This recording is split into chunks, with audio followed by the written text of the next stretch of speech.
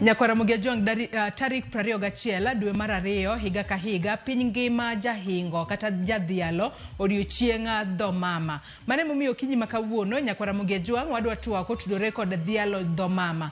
Bende ing'eyo dho mama mari, to dho mama mari en mane? Inyalo wacho dho mama mari e yo makare, e yo maliw kose oyo. To en ber mane ma ng'ato nyalo yudo ka ong'eyo dho mama mare? Matiende ni mane dhoka ma ing'eyo. Nyalo bedo ni jomoko dho mama margi en dho Kiswahili, jomoko wacho ni dho mama margi en dho Kiingereza, jomoko dho mama margi mana kaka an en dholuo, jomoko dho mama margi en Kiluya, wantiere kod Jokalenjin, wantiere kod jogo maloso dhok mopogore opogore. Kata kamano, ber mar ng'eyo dho mama mari en mane? Tang'o momiyo tarik 21 higa ka higa dwe mar ariyo oket tenge mano mar dhialo dho mama. Mane momiyo kinyi makawuono Nyakwara Mugiajuang antiere kae kod wendo mano Reverend Tobias Omolo, jalony e loko dhok. Mar mondo mi wapuonjre ber mar ng'eyo dho mama. To ng'ato ka kia dho mama bende onyalo puonjore ng'eyo dho mama mare e yo makare. To mano biro kelo ne ber mane e ngimane duto e kinde ma podi entiere e piny kae. Oyawre Reverend Tobias, ichiew nado kinyi makawuono kendo machiegni twak. Erokamano kendo yawre adwoko ni Nyasaye erokamano achiew maber kendo amor kuom bedo e radio TV e Ramogi TV okinyi makawuono. Machiegni twak okinyi makawuono. Nyakwara Mugiajuang mana kaka ineno mane wendo mantiere godo achiel kachiel e studio marwa e county ma Nairobi ka. Kamoro amora ma intiere bed thuolo mar chwalonwa ote mari, penjo, paro moro amora kokalo e namba mar ote machuok 236000. Mbui marwa mar Facebook ibiro yudowa achiel kachiel Ramogi TV X @Ramogi TV. Ka an bende inyalo tudri koda e Facebook page mara ibiro yuda Joyce Oduor, mbui mara mar X ibiro yuda @JoyceOduor_. Thuon wacha kata dhima mano mar higani mar 2025 mano mar dhialo kata hingo odiochienga dho mama en Language Matters. Wach kanyo ni en Silver Jubilee Celebration of International Mother Day. Kanya madwan wachak godo Reverend Tobias okinyi makawuono. Erokamano Joyce, higa ka higa e piny mangima wadhialo dhowa. Ang'omiyo wadhialo dhowa? Ma en gima konyowa mondo wang'e kaka wanya tudre kendo wang'e kaka bende wanya gerore. Emomiyo higa mar 2025 wanie hikwa mar 25 nyaka ne wachak gima dho ngere luongo ni International Mother Language Day. Emomiyo kawuono wa celebrate piny mangima. Kuonde duto yo nyandwat, milambo, wuok chieng' gi podho chieng' ji ochokore ka gidhialo dho mama gi. Mane momiyo wamor kendo ka watudre gi jowa bende mawinjowa mondo ging'e gimomiyo dho mama nyaka wadhial. Nikech dho mama odiochieng' ma kawuono en gima nochak gi piny mar UNESCO, chakruok mar UNESCO, to jo UNESCO nochake higa 1999. To kochopo higa mar 2000 nokel kwayo e piny ngima mar United Nations. To United Nations nokawo kwayono moketo tarik 21 dwe mar ariyo higa ka higa. Omiyo kawuono wane nyasi marwa mar higni 25 miluongo ni Silver Jubilee. Erokamano. Atang'eyo ni in kaka jalony e loko dhok, ang'eyo ni tiyo kod riwruok mano mar SIL kata Sama Institute of Linguistic Global, SIL Global kachiel kod BTL. Ang'eyo ni gin kembe ma kinde mathoth utiyo godo, to un mano ma tiju ne oganda en mano mare, wanyalo wacho ni udhialo dho mama e kinde ma utiyo kod oganda. Kata kamano wanyalo wacho ni impact mane ma usebedo godo ahinya tiju mano mar dhialo dho mama e gwenge mopogore opogore ma utie pacho kae? Erokamano, kaka iwacho atiyo gi SIL gi BTL. To BTL gi SIL one make sure ni jo duto yudo thuolo magiwinjo wach e dhogi magiwinjo. Nikech kawuono kogoli ka Joyce mokteri oketi e piny machielo mokiwinj dhok no, ibo bet gi chandruok tudri gi ji, ibo bet gi chandruok mar sudo kia ka kidhi kamachielo. To kaka BTL gi SIL wadhi e gwenge mopogore opogore, to wabo yudo ni gwenge gi nitie mana gi dhok magiwacho to pok ondiki. Ting'e ni dhano gi kite nyaka bed gi gino mabro konye mondo kido ma intie go odhi mbele. Emomiyo wan kaka BTL gi SIL wahakikisha niya ka wasekawo dhok ma ng'ato wacho molando kendo moloso pile pile to wandike piny to ka wasendike piny mano biro konyo nyikwawa bende mondo dhi nyime gi dhowani. To koro ere kaka dhowa osekonyowa, wawach kaka BTL gi SIL. Achiel kuom yore ma dhowa osekonyowa kaka BTL gi SIL en ni wasekonyo nyithindo mondo puonjre dhogi. Nikech kane wadongo ne nitie skul, ne nitie buge mane iluongo ni TKK. Ne iluongo ni tugo kelo koko. To kisomo bugegi, niwango ni bugegi konyi mondo ibedi nyathi mabro puonjre gik madwarre gweng'. Nikech kaka bugno ne puonjowa ni mondo wabedi jogo matiyo gi teko. To mano osekonyowa, emomiyo wan kaka BTL gi SIL wahakikisha niya ji yudo bugegi to ji bende yudo thuolo maginyasomo dhogi. Mano emomiyo. To nyaka sani wacho kanyo ni upuonjo nyithindo mar mondo mi ong'e dhogi e yo makare. To adiera wang'eyo ni nyithindo ahinya to wanyalo kata tiyo kod ranyisi mago ma opona kata ma pone boma ma Nairobi kae. Kamano. Iwacho ni kaluwore kod alwora ma nyathi odake, nyalo bedo ni nyathi min gi wuon gi giduto gin joluo. Tiyudo ni nyathi ma kamae okia kata wacho dholuno e yo makare. Inyalo yudo kata kopogore kod dholuo bende nitiere oganda dhoudi mopogore opogore. Nyathini ok nyal wacho dhok ma kamano e yo makare. Ber kipuonjo nyathi mar mondo mi ong'e dho mamane. Bende nitiere higni maber mar mondo mi opuonja ne nyathini e kinde mopon, to ber kong'eyo kata wacho ata nyalo express himself or herself gi dho mama e yo makare. It's very important mana kaka iwachono, nikech kane wadongo ibo nwang'o niya josomo osefwenyo niya nitie chakre higni ma achiel nyaka 12 ma nyathi nyapuonjre dhok moro amora. To kendo ibo nwang'o kata ka gin e gweng' ka ji tiyo gi dhok mopogore opogore, ibo nwang'o ni nyathi okuyu modak bath jaluo kata kudak e plot to joluo ng'eny. Nyithindo katugo oko gibro bet ka gitiyo gi dhok mane mar dholuo. To osiepegi bende biro medo mapuonjre dhok ni.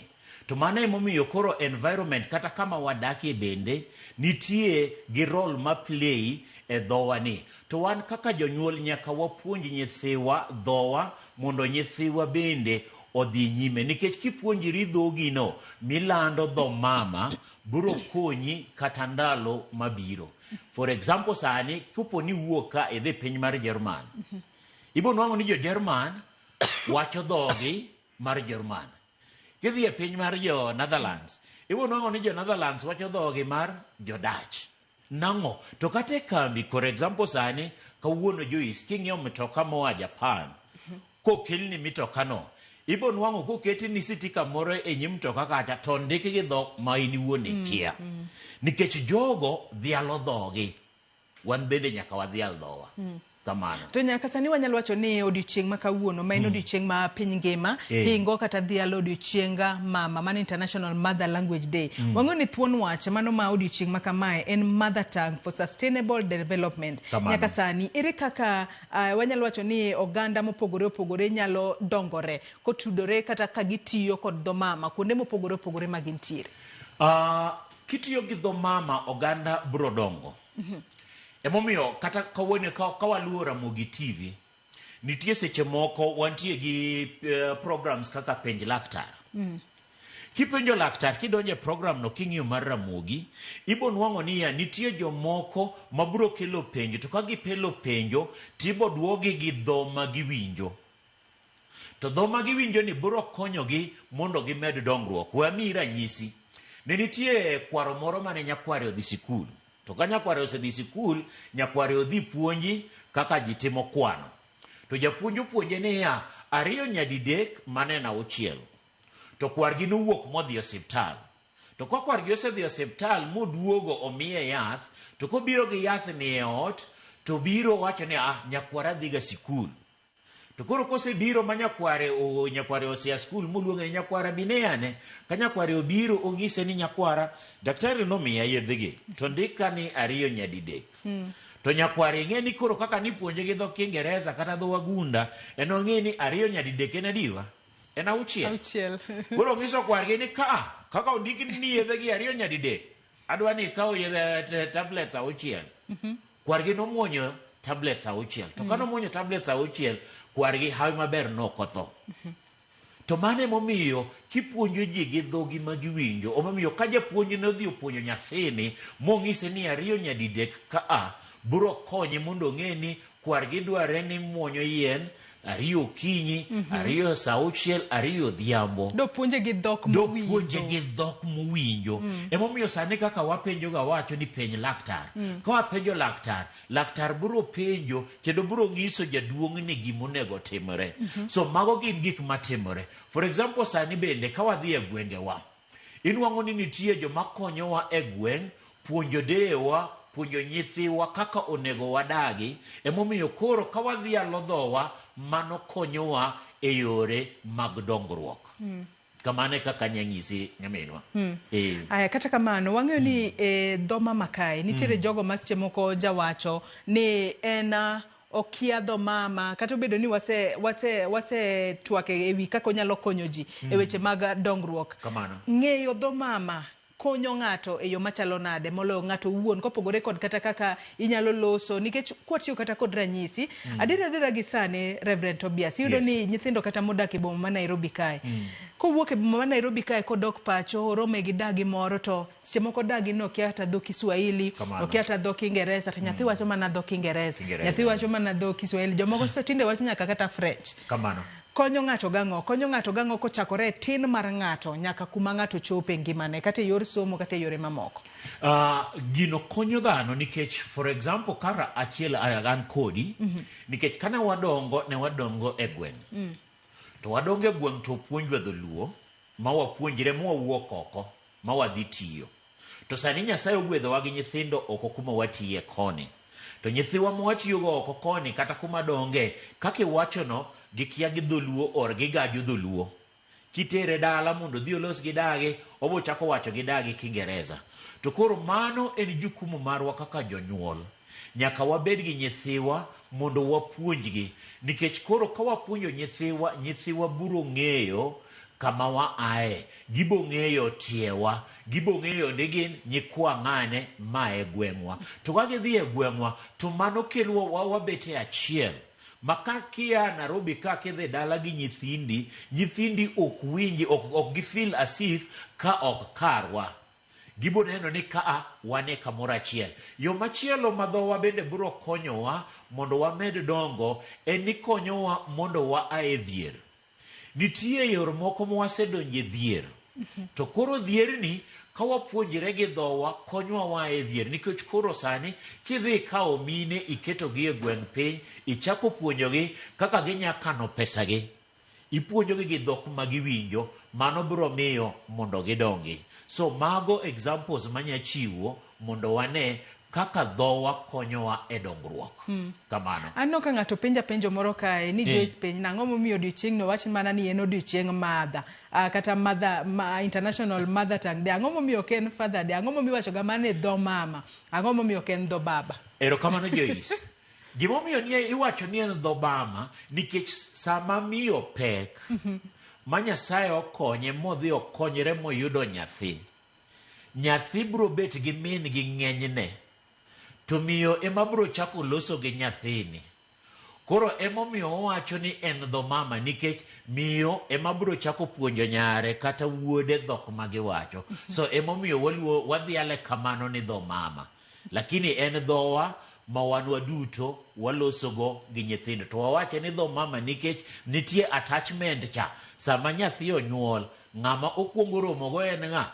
En mingi. Mane momiyo wawacho ni en odiochieng' mama ma wadhi ale dho mama. Ageno ni jawinjo ano winjo duoko yo makare kaluna diera miyo ema jathoro bedo machiegni ahinya kod nyathine. Kamano. Kochakore nyuol ne nyaka chope kumoro ma koro nyathi chako kata loso matin to kata dho mama ne monyalo kuongo kata ng'eyo. Ahinya ko bedo kata familia manyalo bedo ni miyo kaachiel kod wuoro kuoge oganda dhot achiel. To dhok ma min giwacho ema kinde mathoth nyathi ma kamano nyalo winjo kata nyalo wacho mapiyo moloyo dhok mamoro. Kata kamano wang'eyo odiochieng' ma kawuono ma odiochieng' ma piny ngima dialogo godo dho mama. Wang'eyo ni e piny Kenya kae waketo tenge odiochieng' ma kamae.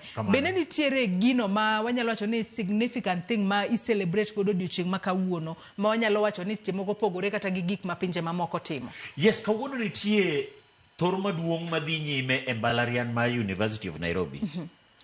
Makanyo wachokore chakre saa 2 okinyi nyaka ang' saa 10 odhiambo. Kama twak maduong' mwabobet kawalose en dho mama. To mano e gima duong' makoro timore e University of Nairobi. Kabarak University bende nitie gi thuolo ma joma osebet kasomo wachgi, koro gibiro bet ka gi present papers magidhialo godho mama, maginyiso ji ni ma gi maa e gima timore. To tuak ma kamano ka ng'adi matin mosainya kuom ng'adi bo bed ka itime dhok mane kose ji bo bedo e kikundi gi magilose dhok mopogore opogore, obed joluo, obed jo Kikuyu, jo Kalenjin, jo Luhya, kila ng'ato gi kikundi magi mar dhok mama magiwinjo. Nikech koro en mbalariany, koro tuak dhok mwabro tiyogo kacha en dhok mar Kiingereza.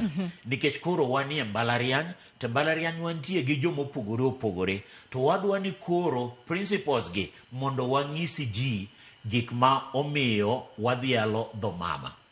Koro wabro tiyo gi dho Kiingereza. Kamano. Kalo ni dho Kiingereza bende en dho mama mar jomoko, kata bedo ni wanto wang'eyo ni dho Kiingereza ok en dho mama marwa. Dho mama marwa nyalo wacho ni ndhulu. Kata kamano Tobias, yena mar mondo mi akaw yoyo madundo mana gi sani kaduogo, wabo bedo ka wadhi mbele kod twak. Ote mag Nyakora Mugia Jwang bende abo bedo ka somo e kinde mwadhi mbele, kik idhi mabor. Erokamano.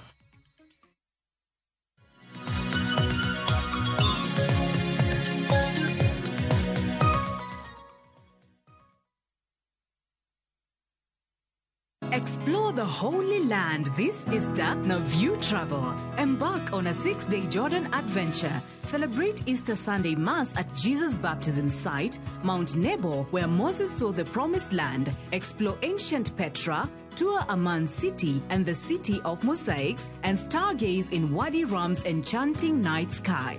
All these and more starting from $1,490 per person sharing. Book now and lipa pole pole. Visit viewtravel.com or call and WhatsApp 0703 254 254. View Travel. Dream. Explore. Discover.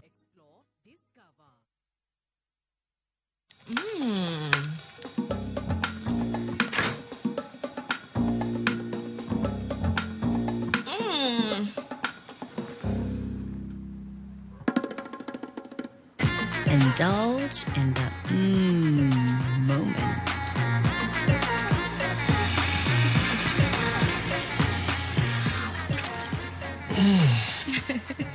With every spoonful of Delamere real fruit yogurt.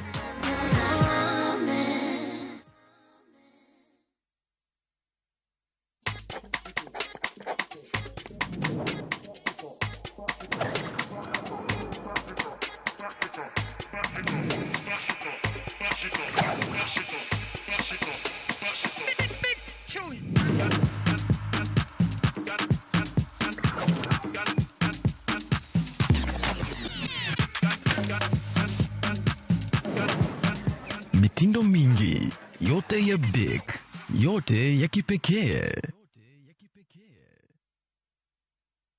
Love is a beautiful thing, and this February, View Sasa is all about love. Watch Boy Child Under Siege as Ochi and Linda get ready to eat a nicely prepared meal. Kuna mtu ameita zimamoto.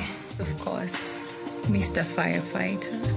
But Linda's parents ruin the moment. Zimekujarakaje? In Love Bads, Annie and Farida fight over Jimmy's love and attention. So is this all about the movie? It's not. It's either me or her. And in a brand new season of Monica, Monica's love for Mariga is unmatched, but her obsession over Bob is undisputed. Watch all these and more romantic stories only on View Sasa. I miss your touch.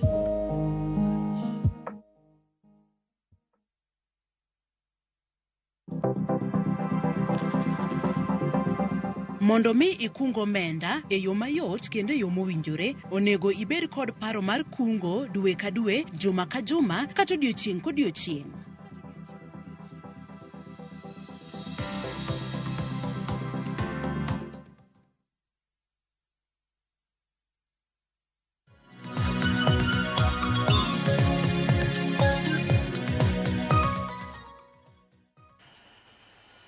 Machiegni kendo nyakwara Mugia Jwang mar mondo mi wadhi mbele kod twak mar wecheno mar Rupiny okinyi makawuono kaponi kitudri kodwa gi sani. Antiere kae kod Reverend Tobias Omolo jalony e loko dhok watwak otudore kod dhialo dho mama. Ahinya nyato odiochieng' makawuono tarik 21 dwe mar 2 odiochieng' ma piny ngima dhialo dho mama e pinje mopogore opogore nyaka e piny Kenya kae. Adona soma ne ote moro kae mar Ruth Nyathi Ochieng'a ooronwa ote kokale Facebook kama wantiere achiel kachiel. Owacho ni owinjo jopuonje o apologize ni mar ndalo mane wasomo ne okoyienwa wacho dhowa kani wacho ni mi disk kendo yudo kuma sani koro wacho ka ni Joyce Mongo dholuo e studio kanyo to ichule kendo kata ka ofuelo jopuonj e twak to nyaka jopuonj ogwelo jopuonj e twak to nyaka jopuonj wacho dholuo poch gi pak ne Ramogi umiyo sani alonye dholuo matut machon ne okang'eyo. Anto nyithinda ok awach go dholuo lakini oda Ramogi TV emiketo. Omiyo nyaka nyathina majahigni 12 ong'eyo wacho dholuo matin. Osiko ni oriti masani nikech Ramogi. Penjina wendo ni sani intermarriage opong'o piny. Sama mama en Okuyu to baba en Jaluo. Nyithindo jodhok mane to e Kenya machalo kamano. Bende yot mondo nyathi ong'e dho mama adier. In fact, owinjo gini ok owinjo bed dho mama. Aluo twak ka an Umoja Enako. Agano ni winjo wachak mana gi kumo tieko godo kanyo. E keny ma en intermarriage ma seche moko mama en Okuyu baba to en Jaluo. Bende penjo kanyo ni gini bende ber ka oluonge ni en dho mama adier to nyithindo nego bed ni wacho dhok mana inyanya tek keny maket kod mano. Erokamano jawinjowa, waduoko erokamano bende kaka isebet kipuonjo jou gi nyithindi bende puonjere mondo gipuonjre dholuo. E piny masani kaka iwacho en adieri ni bonwang'o ni keny opogore. Bonwang'o ni ng'ani okendo nyako mae dhot mopogore, nyako ni okendo dichuo mae dhok mopogore. To kata kamano nitie kama gibro dhi dakie. For example, sani Joyce kana kao Nyarokuyu, abo dhi dak kode e pinywa mar Luo. To ka dhi dak kode e pinywa mar Luo, Nyarokuyu makendo ni nyaka en bende ong'e kaka obo tudre gi deye manie gweng'. To mano koro en bende nyaka otim teko mondo puonjere dho ng'ani. Mondo ka gipuonjre dho dichuo ma gidak goni, nyithigi bende because of the environment nyaka utem mondo ji opuonjire dhou ma wadhialo ni en dho mama. To kaka nawacho seche ma wachako cha, dho mama okochuno ni nyaka bedi ni en mana dholuo kata Kiingereza. Lure gi kama udakieno. Kama udakieno, mon kanie chiro giwacho dhok mane. Nyithindo katugo giwacho dhok mane. Jikanie kanisa ialo gi dhok mane. Mano e dhok ma waloso kuome. Koro omiyo ng'ano ma osenuang're ni okendo nyako ma e piny mopogore kata kendo dichuo ma e piny mopogore to kaka wang'eyo ni wan jo Afrika kata jo rotenge nyako athurgi dhi thurgi ng'awa dhi thurgi dichuo. Koro kodhi thurgi dichuo nitie dhok milando miwacho e gweng'i dichuo. Koro mano e dhok ma nyaka wapuonjre. To be sirikal sani osetemo emomiyo inwang'o ka nitie sirikal wacho ni nyithindo nyaka wapuonjgi e dhok mantiere magintie go e catchment area margi. Tinwang'o ka sirikal bende promote dhokno. To Ruth bende wacho kanyo ni e kinde mane wantiere skul adiera kinde machon ang'eni kata imbe kinde mane ni skul kata kod ranyisi kuyudoru kata joluo ariyo e skul kacha uyudoru kata jokale ariyo kata jokikuyu kata joloyo ariyo yudoru e skul kacha ba koro uchako mong'o dho mama maru yudo ni skunde kuyudi kiwacho dho mama timi disk bang'e tangi chwadi kata imi punishment kalure ni iwuoyo mother tongue mano e skul kumopogore opogore ma intiere skundere kaka ginyalo cultivate mano culture mar wacho dho mama mar mondo mi nyathi ka dongo kopogore kod kata Kiingereza gi Kiswahili mathoth ne idwaro ni nyithindo wache skul to nyathi bende obede kod ng'eyo mano mar dho mama mar.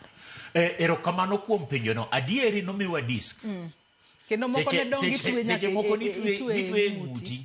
To seche moko ne idhi many kata lemb dhiang' moro ma podi nigi tik titweye gi tol tikete e ng'uti mondo kik iwach dhou. To koro wanwang'o ni ne nitie makosa kanyo.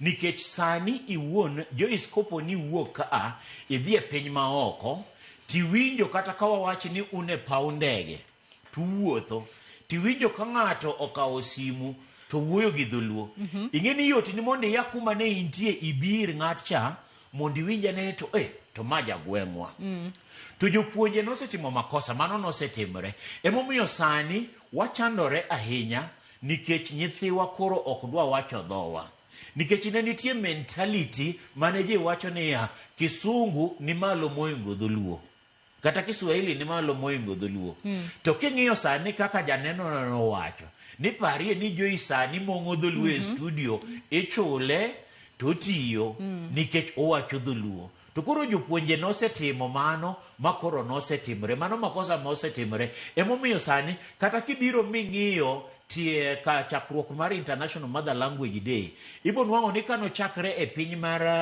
Benguin e Pakistan kucho ne nitie diere mani pogo partition mar India 1947 to koro jo colonizers ge waluongo gi nao gi dholuo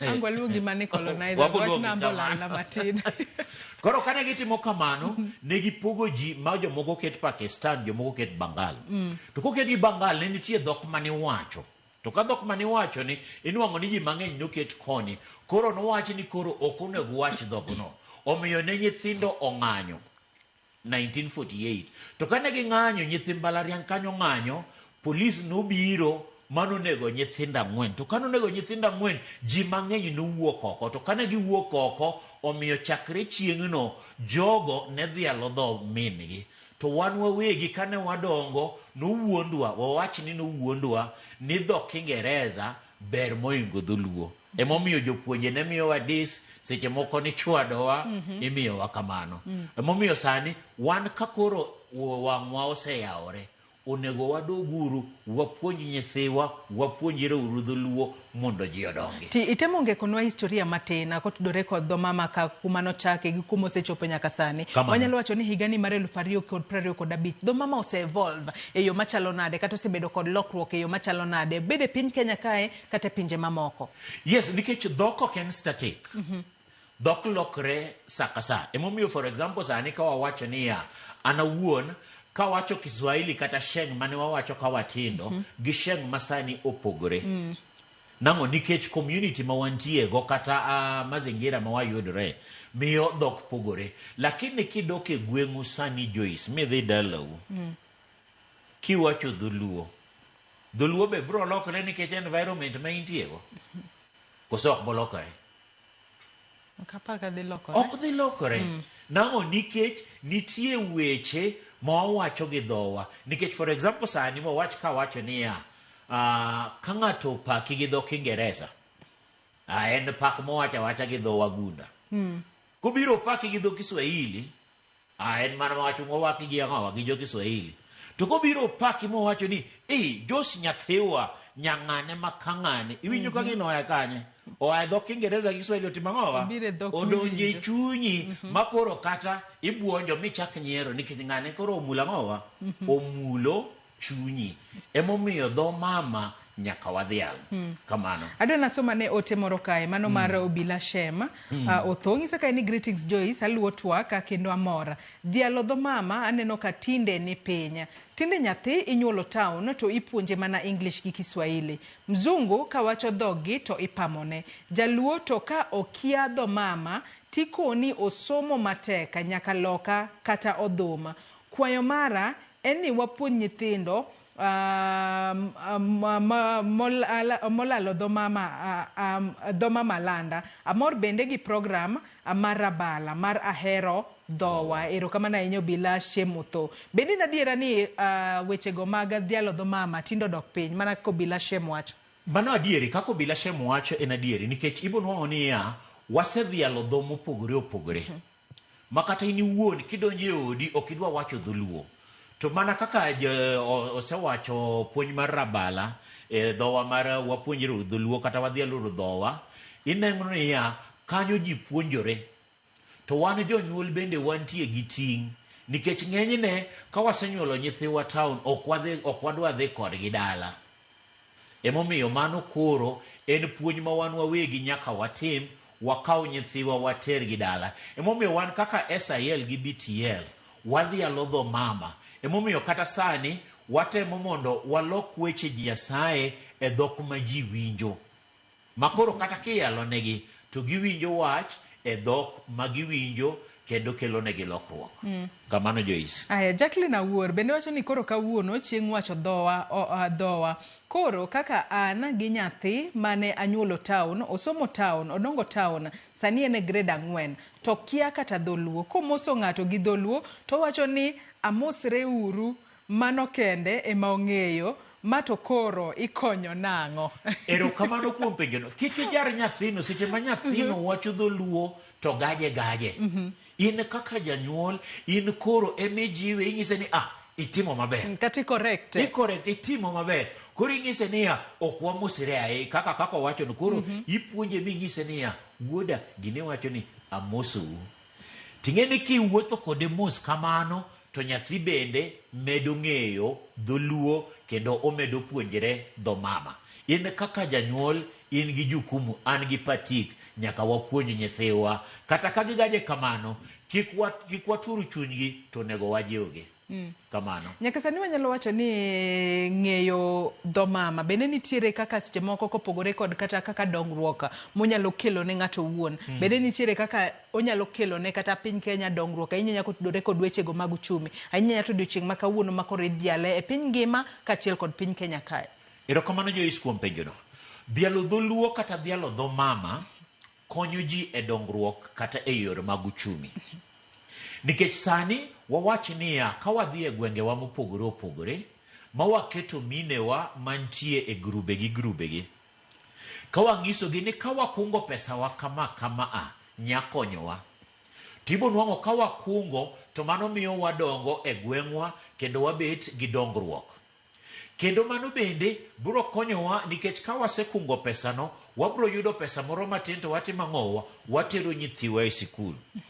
To ka waseyudo pesano mowakungo bende e yor uchumi, ibo nwang'o niya Joyce go ohande mar bando, Reverend Omolo gi ohande mar oganda, nyawadwa gi ohande mar rech.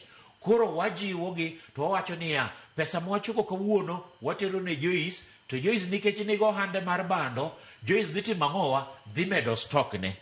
To mano miyo ang'owa uchumi wa bende dongre. Nikech ka wachako dongo uchumi wa e gweng'wa e level mwa mapiny, to mano miyo wadongo, to mano bende miyo nyao rumo e gweng'.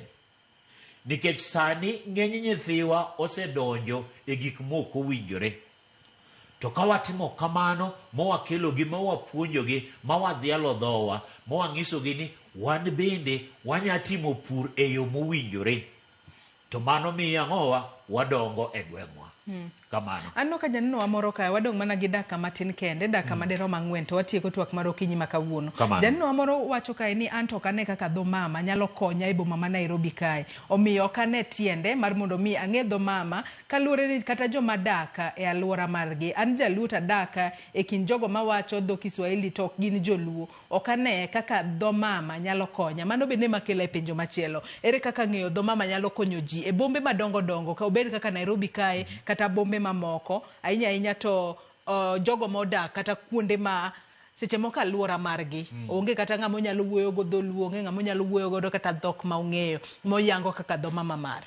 Erokamano Joyce kuom owadwa mopenjo penjono ni en ok one kaka dholuo nyakonye nikech en ei boma. Wagol ranyisi sani kaka entie kamoro amora ma entie. Wawach ni gimoro sani otimore ne e boma kanyo. Wawach ni oyudo liel, wawach ni entie gi nyasi mar arus. Jomage mobro manyo? Jothurgi. Mawacho ang'owa? Mawacho dhok mowinjo. Mawacho dhogi. Koro dhogi biro timo ang'owa? Biro konye ei boma kaa. Omiyo kik obed gi luoro, nyaka opuonjre apuonja kendo dholuo kata dhogi biro konye. En owuon sani ong'iyo Ramogi TV. Nang'o? Nikech odhialo dholuo, odhialo dhoe. Emomiyo en ang'owa, en e ode, ong'iyo ang'owa Ramogi TV. Bende Ramogi TV konye e wach dholuo. Doge konye Joyce, kose ok konye? Konye kabisa. Emomiyo sani gima timore en ni nyaka wabed gi ng'eyo. Nitie, kane wadongo ne nitie gima ne waluongo ni nyang'ong'ong. Joluo mang'eny sani warwako nyang'ong'ong nikech wawuondre ni dholuo ok ber kata dho mine wa ok ber. To ka gimoro timore sani Joyce, wawacha ni kuom hawi marach, ong'isa ni Reverend Tobias jaodi otho. Abo ywak gi dhok mane? Dho mama. Abo ywak gi mama na ang'o timore? Adier. Sani kinwang'ri e yo matek gimoro amora odiyi kabisa. Dhok mane mibiro tiyogo? Dho mama. Dho mama. Emomiyo sani onego wagol nyang'ong'o mwarwako. Ng'enywa wan gi nyang'ong'o mwakete wengewa, koro nyang'ong'o odino wengewa. To sani onego okolo mantie wengewa onego gol mondo wane kaka wanyadhialo dho minewa kata dhowa. Kata kadake kinde joma wacho dhok mopogore opogore, dho mama to nyaka dhial.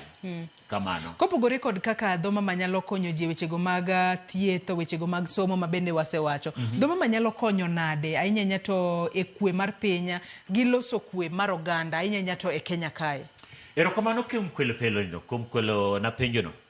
Nikech king'iyo lweny manotimore e piny mar Rwanda, notiye gang'owa gi dho mama. To ka wang'iyo atache, bende ang'owa dho mama nyakonyowa kelo kwe. Wan wawegi kaka joma nie Ramogi TV gi Ramogi FM, onego seche ma jowa chokre kanyakla, watimo ang'owa, wapromote kwe. Nikech jowa winjo dhowa e dhok madonjo gi nyaka e chunygi.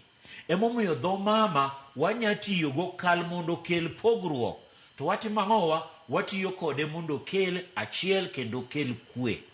Mano en gima wanyatimo. Nikech sani kadhi aloso gi Joyce gi dhowa gi dholuo, to waloso gi Joyce, to mano tiende ang'owa kelo kanyakla wabete ang'owa, wabete achiel. Koro dho mama wa nyaka wadhial, kendo mano nyakonyowa kelo kwe e pinje mopogore opogore. Sani ka wawuok kaka nitie lweny kamoro, tibo nwang'o niya, jodongo bobet mowacho ne sirikal niya, bedane uru thenge matin mokwongo. To jodongo bo wacho gi dhogi ang'o jogi? Dhogi. Then gibo ng'iso sirikal ni biuru. Koro dhowa konyowa e kelo kwe e gik machal kamago. Kamano. Wachni mogik Reverend Tobias ka watieko twak mar okinyi makawuono, thuolo marwe maneno korumo. Erokamano. Wachna mogik jowinjowa gi joma nenowa okinyi makawuono, dhowa nyaka wadhial. Ang'o miyo nyaka wadhial dhowa? Nyaka wadhial dhowa nikech biro konyowa e dongruok. Nyaka wadhial dhowa nikech biro konyowa e yorewa mag chuny kaka wadongo. Nyaka wadhial dhowa nikech biro konyo nyithiwa bende ng'eyo kaka ginya interact gi jomoko mopogore. Koro mano emomiyo awacho ni odiochieng' ma kawuono kamoro amora kanyalore, Joyce kidok e ot, nyis nyithini ni kawuono en dhulwe mwawacho. Jowinjowa ma wantie ma winjowa okinyi ma kawuono, wadhial uru dhowa mondo wameduru bedo jomotegno, mondo wabeduru jomatek. Wawach for example katieko niya, isefwenyo niya, jowa ma josiasa, wawachi ni sani an jaluo, ta wuok adhi e piny machielo, nyaka ang'a puonjra kaka anyamuso jogo gi dhogi. Dhialo dhowa konyowa bete achiel. Mano e gima nyang'iso jowinjowa okinyi makawuono e Ramogi TV ni wadhialuru dhowa kendo wabeduru jochir seche ma wawacho dhowa. Ng'ato kik winji kata kik gal niya ni dhowa en inferior as compared to the others. Dhogi mane Nyasaye omiyi en dhogi ma nyaka idhial kendo nyaka iting' malo. Emomiyo wan kaka SIL gi BTL wajiwo ji ni nyaka walosi gi dhowa. To iwacho kanyo mana mogik ka watiek, iwacho kanyo ni nitiere nyasi ma obag kawuono mane mbalariany ma Nairobi, bore Nairobi ka ng'ato yiene mar mondo mi ochop kacha odhial dho mama kodu kose gin mana jopuonjre kende ka ng'ata oyiene. Pap ni thuolo. Bi mondi puonjri Bimondi ne kaka wadhi alodhowa. Kendo nuang'o ji mantie gi mesni mopogore opogore mang'isi kaka gidhi alodhogi. Erokamano ahinya. Murino yo bende wacho ni dho mama ng'ato nyaka ng'e Joyce. Awinjo loud and clear, asembo mahaye. Erokamano ahinya. Reverend Tobias Omolo kuom kawo thuolo mar okinyi ma kawuono mar mondo mi ibi wadhial dho mama kanyakla e studio kae. Nyakwara Mugia Jwang'in bende agoni erokamano ahinya kuom bedo kodwa nyaka gisani mwachope giko mar twak marwa mokwongo e chenro mar Opiny okinyi ma kawuono. Ber mar mondo mi ing'e dho mama mari. Onyalo bedo dho Luo, onyalo bedo dho Kiingereza, dho Kiswahili kata dhok moramora miwinjo kata mokwongo maning'eyo e kinde mane pon. To bende ber kalore no odiochieng' ma kawuono en International Mother Language Day. Ka ngidok pacho kata ka intiere ot temane mar mondo mi wuo kata gi nyithindi kod dho mama mar mondo mi gin bende gi winj dho mama kendo giwach dho mama e yo makare. Kalore ni onyalo kelonwa dongruok e yore mopogore opogore kendo nyalo miyo wajiwre e dho mama. Nyakwara Mugia Jwang' akawo yo maduno gi sani. Chenro mabiro bang' ma en ng'e jothumbewa kod Solomon Atito Kafaya. Kik idhi mabor.